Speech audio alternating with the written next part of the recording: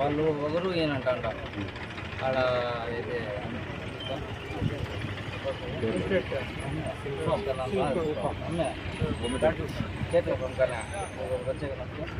నవీత్ ఆ పిల్లోడి ఎలా మళ్ళీ ఇక్కడ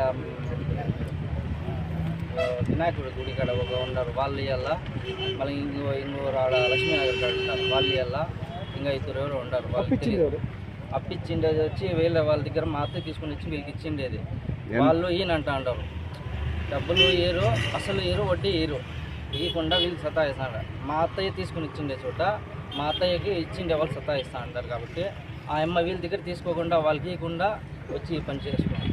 ఎంత ఏమన్నా తెలుసా మొత్తము? మాకు తెలియదు నా ఆ అమ్మ చెప్పలేదు నేను అరస్తానని ఆ అమ్మ అయితే చెప్పలేదు. తీసుకొచ్చిండే వాళ్ళు ఎవరో తెలుసా? ఆ అమ్మాయి పోయి తీసుకుని వచ్చింది నా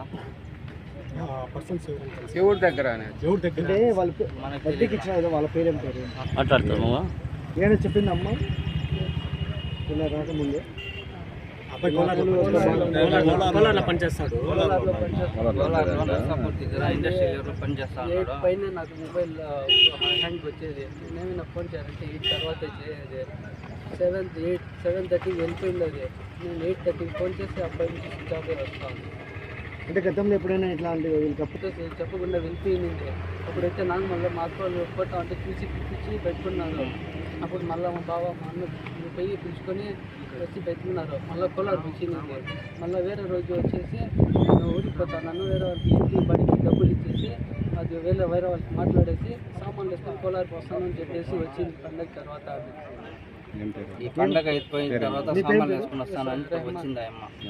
అమ్మగారి పేరు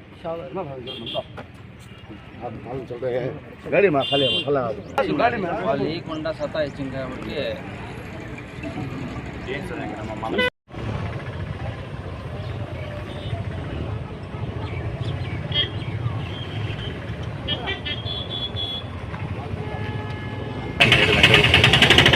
పొలంనేరు దగ్గరలో గుర్తు తెలియని మహిళ శవం బయటపడింది. దాన్ని ఎంక్వైరీ చేయగా ఆమె ఎస్ షావీర్ అని 50 సంవత్సరాలు మన పొలంనేరులో ఆర్కే స్ట్రీట్లో కాపురం ఉంటుంది. వాళ్ళ కొడుకు ఎస్ఐ అమ్మానికి తెలియజేయడం ఇట్లా చనిపోయిందని తెలియజేసి అతను పిలిపించడం జరిగింది. వచ్చిన తర్వాత చూస్తే వాళ్ళ అమ్మని చెప్పాడు.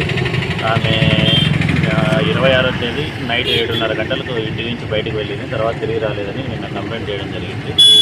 దానిపై ఈరోజు చూడగా ఆమెని అదంతా కంప్లైంట్ తీసుకొని ఎందుకు చనిపోయిన కారణాలు తర్వాత స్టేట్స్. సార్ ఆ అమ్మాయి మైండ్ సెట్ ఏమన్నా ప్రాబ్లం? అటువంటిది ఏం లేదు. ఆర్థిక కారణాలని వాళ్ళ కొడుకు చెప్తున్నాడు. ఒకసారి నీట్గా ఎంక్వైరీ చేసి విచారణలో ఏంటనేది